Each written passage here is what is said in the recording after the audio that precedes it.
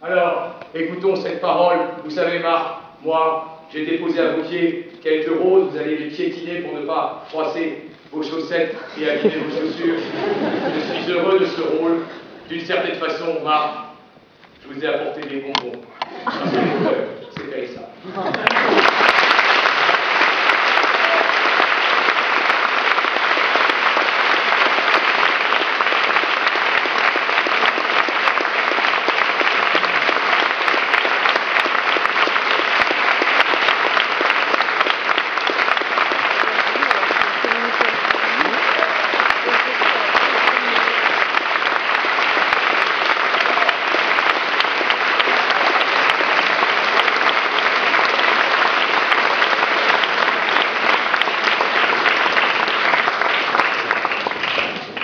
Maître Célestinge pour la défense de Charles Baudelaire. Merci, Monsieur le Président, Messieurs les juges. Merci d'abord à vous, Monsieur le procureur impérial. Et vous avez eu pour moi des mots infiniment aimables et élogieux. J'ai été frappé par la justesse du trait. Et je me résigne indiscutablement avec aisance à ce que l'on me flatte. Une longue accoutumance, c'est que, malgré cette longue accoutumance, j'en ai encore du plaisir. Cela dit, Monsieur le procureur, vous avez obtenu quelques effets de salle parce que vous avez fait le choix de l'humour. Est-ce que ce choix n'indiquait pas votre embarras? Est-ce qu'on fait rire lorsqu'on ne sait pas faire penser? C'est une question et puis, vous ne dédaignez pas le calembour, donc je vous rappelle que Hugo disait que c'était la forme de l'esprit, vous avez beaucoup produit. Et alors, Monsieur le Président, Messieurs les juges, je suis plein de regrets parce que je ne vais pas être divertissant. J'aimerais bien être sur le mode de Badin, de la Gaudriole, vous dire des choses de garçon de bain, comme cette glorieuse Binette. Je dois, parce que j'ai une tâche même plus sacrée que celle de la défense d'un homme, essayer d'être un peu. Et comme, Monsieur le Président, on sait de vous que vous êtes notamment un immense baudelairien, j'ai le sentiment de plaider devant quelqu'un qui est doublement attentif au droit bien sûr, mais à ce que je ne sois pas sacrilège à la littérature. Oh, mesdames et messieurs, ce que le ministère public ne vous a pas raconté, c'est que ce procès a quelques préparatifs. Il m'appartient peut-être, en tant qu'avocat de Baudelaire, de vous les dire. Quand mon malheureux client est renvoyé en jugement du chef de la violation de cette loi de 1819, à un double titre, la morale religieuse et la morale publique, il s'en inquiète et il multiplie les démarches que je vais vous raconter parce qu'elles présentent un certain intérêt. Elles permettent de dire d'ailleurs, cela semble paradoxal dans la bouche de la défense, qu'il n'est pas un innocent surpris par les événements. Ce procès, puis-je le dire, il l'a voulu. Ce procès, il l'a provoqué. Nous avons la correspondance de Charles Baudelaire. D'abord à son éditeur et au seul personnage féminin cardinal de sa vie, ce n'est ni Jeanne Duval, ni Bouchette, c'est sa mère, bien sûr. Et nous savons deux ou trois choses des préparatifs de ce procès par cette correspondance. D'abord, le moment même de l'édition de 1857 est choisi. Nous savons que cela va paraître en juin. En février, je vous le rappelle, Flaubert est acquitté. Il est acquitté alors qu'il a été poursuivi par ce même procureur impérial, qui, à vrai dire, n'en est pas à sa première affaire littéraire, à son premier procès tendant à bâillonner la littérature, ou envoyer au pilon ce qui peut paraître de génial dans la création de l'homme. C'est vous, monsieur le procureur, qui avez plaidé avec échec contre Baudelaire, vous aussi contre Béranger, vous aussi, si ma mémoire est bonne, contre Eugène Sue, probablement contre Théophile Gautier, avant qu'il ne devint le Parnassien et le prince des lettres à qui Baudelaire d'ailleurs dédiera son nom. Donc Baudelaire va choisir le moment. Ça fait partie de ses roueries. Cette être pure et crucifiée est aussi capable de malice. Et pourquoi, en tant que défenseur, je dis ceci qui devrait l'assombrir?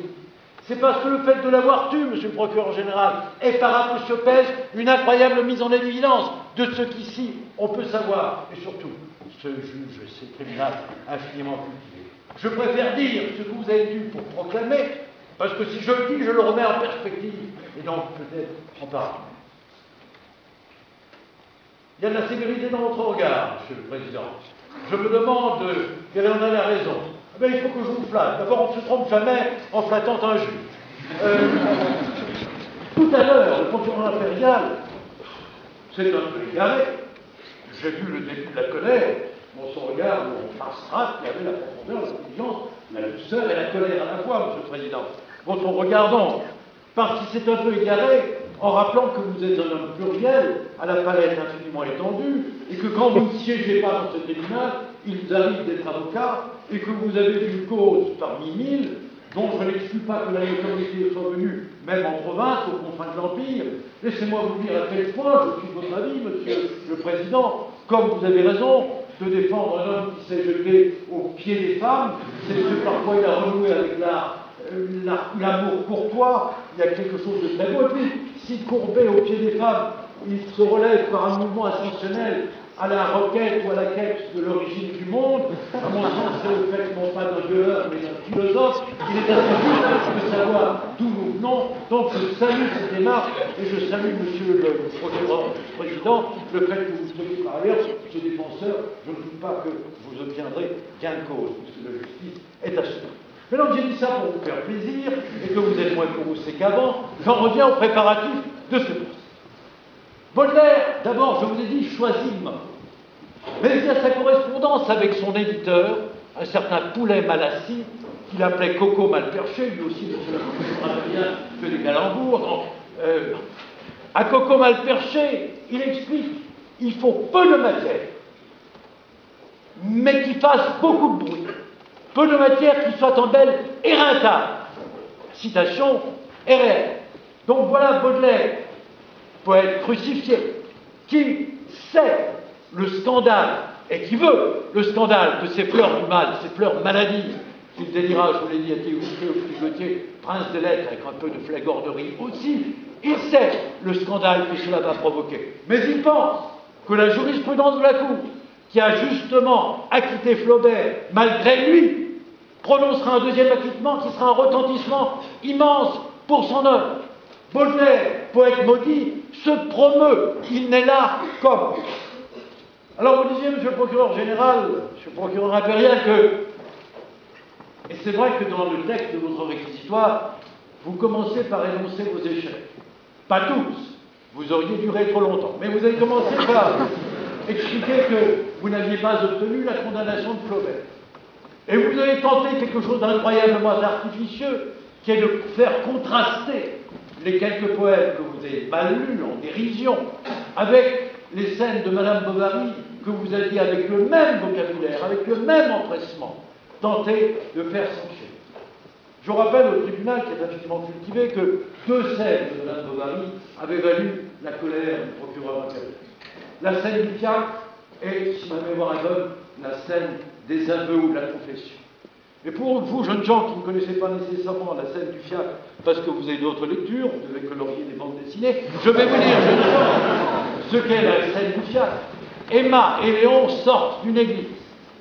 Et à l'instigation de Léon et elle entrent dans un fiacre. À partir de là, nous ne savons que le trajet du fiacre.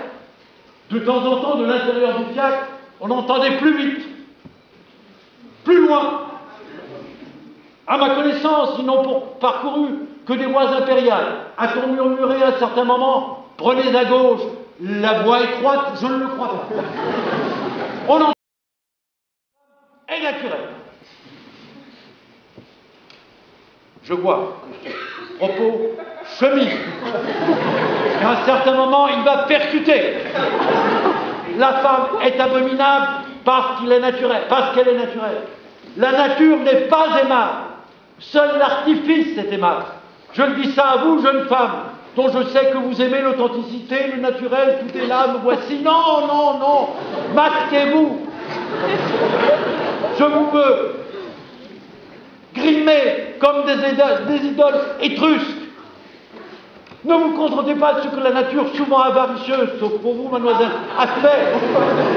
Trichez, truquez, trompez-nous, je vous adjure, trompez-nous. Le dandy, Baudelaire, le dandy a horreur du naturel.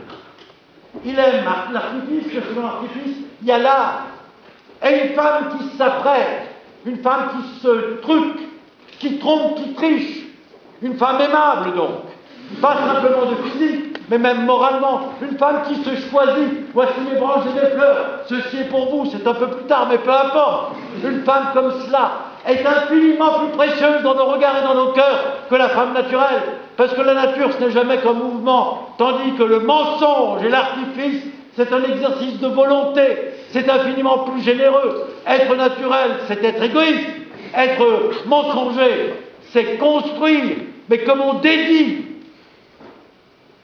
Je sens, mademoiselle, et je ne voudrais pas être personnel, que votre vie affective et charnelle ne sera pas la même dès demain. Et que le jeune homme que je devine au ventre plat, sportif et probablement un peu niais, si vous courtille, m'appelle pour me marquer sa reconnaissance. Je me dois à votre métamorphose. Quant à vous, je m'occupe de vous tout à l'heure, mais il faut que vous parlez Baudelaire. Baudelaire, monsieur le président. Donc, agréé, je viens, surtout pas, la femme est abominable parce qu'elle est ainsi. Mais il fait autre chose aussi. Il écrit à Flaubert. On ne sait pas si Flaubert a reçu sa lettre, mais on connaît la réponse qui est arrivée probablement après le procès. Et que dit Flaubert? Cet argument se retrouve dans ce que fait Chédescente. Il dit, d'abord, plaider qu'une œuvre est un tout, que l'on ne peut pas choisir 13 pièces sur 100 en demandant que l'on juge l'œuvre, et l'homme a supposé que l'homme soit réductible à son œuvre, sur la base de ce choix, de ce spicilège. Et Flaubert de dire, insister sur l'unité de l'œuvre. Parce que si vous considérez, monsieur le procureur impérial, que 13, d'ailleurs on devrait dire 6, puisque vous avez abandonné un peu légèrement, et je reviendrai, l'accusation de l'attentat moral religieux, si vous considérez que 13 des pièces sont blâmables, que faites-vous des 83 autres? Et comment pouvez-vous dire d'une œuvre qu'elle est uniquement dans ces 13 pièces, sans tenir compte de les autres qui en sont l'équilibre ou la symétrie? Donc une part blâmable dans une œuvre ne peut être conçue que dans un tout. Vous faites le choix de la rhétorique par pro-toto, et ce n'est pas ainsi qu'il faut agir. C'est toto pro partem, si je ne me trompe pas dans mes accusatifs là. Voilà, mes amis, premier argument de Flaubert. Le deuxième argument que Chédescente va utiliser, c'est ce qu'on appelle les précédents. Entendons-nous sur la notion de précédent.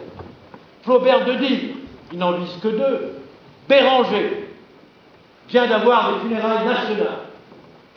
Et Musset, pour qui Flaubert n'a que peu d'estime, vient d'entrer à l'Académie. Alors je ne vais pas vous parler de Béranger, mais Flaubert en parle avec dureté. Bon, il est à la littérature, ce que vous étiez tout à l'heure, monsieur le procureur impérial, au réquisitoire. C'est un peu vulgaire. C'est des chansons, des habits râpés, c'est dans le gras bleu. Bon, il est popu, Béranger c'est popu. Hein. Alors, on peut trouver qu'il y a un génie populaire, pas de ceux qui nichent, il y trouve. Enfin, il y a un génie populaire sans aucun doute. C'est popu. Enfin, il a été poursuivi, puis acquitté. Puis, mouvement de foule, océanique, Béranger a des funérailles nationales. Si vous saviez, d'après ce que vous disent les témoins, les funérailles de Béranger, c'est presque les funérailles d'Hugo. C'est presque la panthéonisation de Voltaire. C'est presque ça. C'est inouï. Béranger, un chansonnier modeste, c'est popu. Bref, Musset qui n'est pas aimé ni par Flaubert, ni par Sainte-Beuve, vient d'entrer à l'Académie. Et donc tout l'argument que suggère Flaubert à Baudelaire, c'est dire invoquer ses précédents, en demandant au juge, mais pourquoi Eux, non, et moi, oui. Comment pouvez-vous, magistrats, être à ce point inconstant dans vos décisions? Comment pouvez-vous avoir une jurisprudence si floue, si incertaine, qui a parité de situation, à supposer que la parité soit établie, à similitude de situation? Vous rediez des décisions contradictoires. La sécurité du droit et de la justice suppose que l'on puisse, de bonne foi, s'attendre à ce qu'un comportement qui n'a pas été réprimé ne le soit pas. Et il ne peut pas l'être de manière erratique, comme il semble l'être dans la jurisprudence de ce tribunal passé. Voici l'argument de Flaubert suggéré à vous. Sainte-Beuve, qui est aussi interpellé, va lui donner un argument, à part les arguments classiques du doute et des précédents, un argument que je trouve, quant à moi, d'un grand intérêt et que Chez Dessens, cet autre moi-même, en plus talentueux et en plus vieux, n'a pas voulu utiliser. Il dit ceci, une sorte d'argument de l'état de nécessité. Lamartine a pris les cieux, Hugo a pris la terre et plus encore. Laprade a pris les bosquets et les frondaisons. Lamartine, je l'ai vu. Il y a encore Musset qui a pris les bosquets, les nacelles, la passion, les émois. Et puis Théophile Guettier, l'Espagne et ses hautes couleurs. Et après avoir conçu peut-être que la poésie ou l'intelligence aurait un territoire, imaginez que le monde sensible serait une géographie avec ses continents, ses zones inexplorées, mais aussi ses pans de terre, coutumes ou royaumes colonisés.